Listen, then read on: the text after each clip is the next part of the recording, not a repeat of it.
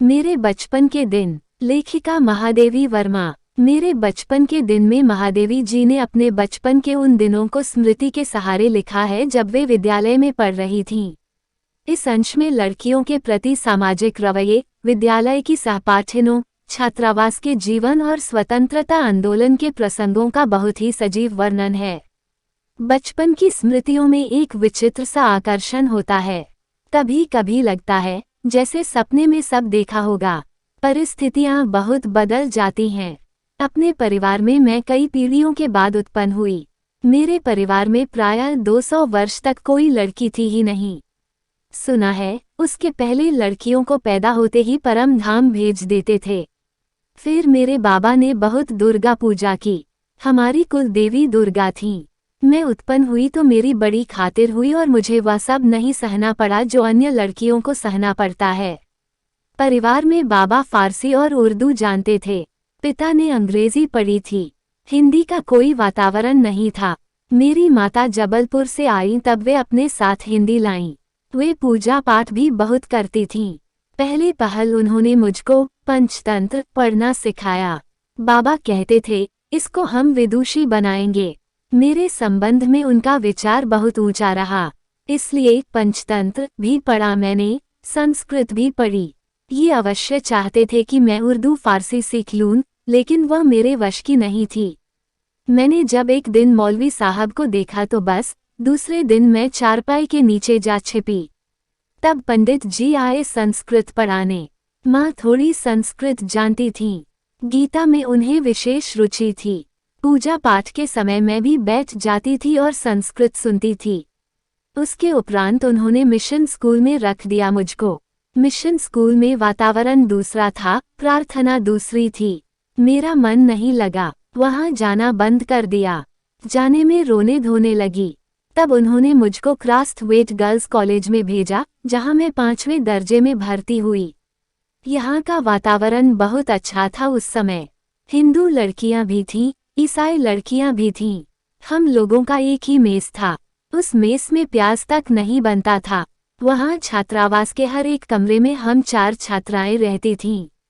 उनमें पहली ही साथिन सुभद्रा कुमारी मिली। 7वें दर्जे में वे मुझसे 2 साल सीनियर थीं। वे कविता लिखती थीं और मैं भी बचपन से तुक मिलाती आई थी। बचपन में माँ लिखती थीं, पद भी गाती थीं। मीरा के पद विशेष रूप से गाती थीं। सवेरे जागिए कृपानिधान पंछी बन बोले, यही सुना जाता था। प्रभाती गाती थीं। शाम को मीरा का कोई पद गाती थीं। सुन सुनकर मैंने भी ब्रजभाषा में लिखना आरंभ किया। यहाँ आकर देखा कि सुभद्रा कुमारी जी खड़ी बोली में लिखती थीं। मैं भी वैसा ही लिखने लगी।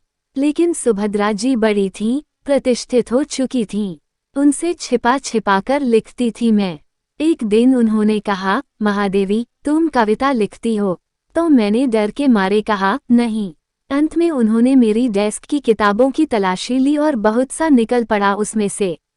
तब जैसे किसी अपराधी को पकड़ते हैं, ऐसे उन्होंने एक हाथ में कागज लिए और एक हाथ से मुझको पकड़ा और पूरे हॉस्टल में दिखा आई कि ये कविता लिखती है। फिर हम दोनों की मित्रता हो गई। क्रास्थवेट में एक पेड़ की डाल नीची थी। उस डाल पर हम लोग बैठ जाते थे। जब और लड़कियां खेलती थीं तब हम लोग तुक मिलाते थे। उस समय एक पत्रिका निकलती थी, स्त्री दर्पण, उसी में भेज देते थे। अपनी तुकबंदी छप भी जाती थी। फिर यहाँ कवि सम्मेलन होने लगे तो हम लोग भी उनमें जाने लगे। हिंदी का उस समय प्रचार प्रसार था। मैं सन 1917 में यहाँ आई थी। उसके उपरांत गांधी जी का सत्याग्रह आरंभ हो गया और आनंद भवन स्वतंत्रता के संघर्ष का केंद्र हो गया। जहाँ तहाँ हिंदी का भी प्रचार चलता था।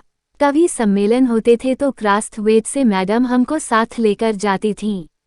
हम कविता सुनाते थे। कभी हरिऔध जी अध्यक्ष होते थे, कभी श्रीधर पाठक होते थे, कभी रत्नाकर जी होते थे, कभी कोई होता था। तब हमारा नाम पुकारा जाए, बेचैनी से सुनते रहते थे। मुझको प्रायः प्रथम पुरस्कार मिलता था। 100 से कम पदक नहीं मिले होंगे उसमें। एक बार की घटना याद आती है कि एक कविता पर मुझे चांदी का एक कटोरा मिला। बड़ा नक्काशीदार, सुंदर। उस दिन सुभद्रा नहीं गई थी। सुभद्रा प्रायः नहीं जाती थी कवि सम्मेलन में। मैंने उनसे आकर कहा, देखो यह मिला। सुभद्रा ने कहा, ठीक है, अब तुम एक दिन खीर बनाओ और मुझको इस कटोरे में खिलाओ। उसी बीच आनंद भवन में बापू आए। हम लोग तब अपने जेब खर्च में से हमेशा एक एक दो दो आने देश के लिए बचाते थे और जब बापू आते थे तो वह पैसा उन्हें दे देते थे। उस दिन जब बापू के पास मैं गई तो अपना कटोरा भी लेती गई। मैंने निकालकर बापू को दिखाया। मैंने कहा, कविता सुनाने पर मुझको ये कटोरा मिला है। कहने लगे, अच्छा दिखा तो मुझको। मैंने कटोरा उनकी ओर बढ़ा दिया तो उसे हाथ में लेकर बोले, तू देती है इसे। अब मैं क्या कहती। मैंने दे दिया और लौट आई। दुख ये हुआ कि कटोरा लेकर कहते, कविता क्या है, पर कविता सुनाने को उन्होंने नहीं कहा। लौटकर अब मैंने सुभद्रा जी से कहा कि कटोरा तो चला गया। सुभद्रा जी ने कहा, और जाओ दिखाने। फिर बोली, देखो भाई, खीर तो तुमको बनानी होगी। अब तुम चाहे पीतल की कटोरी में खिलाओ, चाहे फूल के कटोरे में। फिर भी मुझे मन ही मन प्रसन्नता हो रही थी कि पुरस्कार में मिला अपना कटोरा मैंने बापू को दे दिया। सुभद्रा जी छात्रावास छोड़कर चली गईं। तब उनकी जगह एक मराठी लड़की ज़ेबुन्निसा हमारे कमरे में आकर रही। वह कोल्हापुर से आई थी। ज़ेबुन मेरा बहुत सा काम कर देती थी। वह मेरी डेस्क साफ कर देती थी, किताबें ठीक से रख देती थी और इस तरह मुझे कविता के लिए कुछ और अवकाश मिल जाता था। ज़ेबुन मराठी शब्दों से मिली जुली हिंदी बोलती थी। मैं भी उससे कुछ कुछ मराठी सीखने लगी थी। वहाँ एक उस्तानी जी थी, ज़ीनत बेगम। ज़ेबुन जब इकड़े तिकड़े या लौका लौका जैसे मराठी शब्दों को मिलाकर कुछ कहती तो उस्तानी जी से टोके बिना न रहा जाता था। वाह देसी कौवा, मराठी बोली। ज़ेबुन कहती थी, नहीं उस्तानी जी, यह मराठी कौवा मराठी बोलता है। ज़ेबुन मराठी महिलाओं की तरह किनारीदार साड़ी और वैसा ही ब्लाउज पहनती थी। कहती थी, हम मराठी हूँ तो मराठी बोलेंगे। उस समय ये देखा मैंने कि सांप्रदायिकता नहीं थी। जो अवध की लड़कियां थीं, वे आपस में अवधी बोलती थीं। बुंदेलखंड की आती थीं, वे बुंदेली में बोलती थीं। कोई अंतर नहीं आता था और हम पढ़ते हिंदी थे।